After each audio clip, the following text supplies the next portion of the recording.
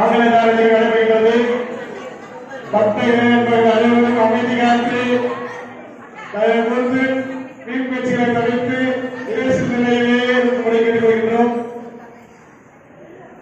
உலக நன்மைக்காக ஆலயங்கள் நடைபெறும் போன்ற தெய்வீக திட்டங்களை நாம் வாழ்வில் காப்பதற்கு பல புண்ணியங்கள் சேர்ந்தவர்களை தரிசிக்க முடியும்.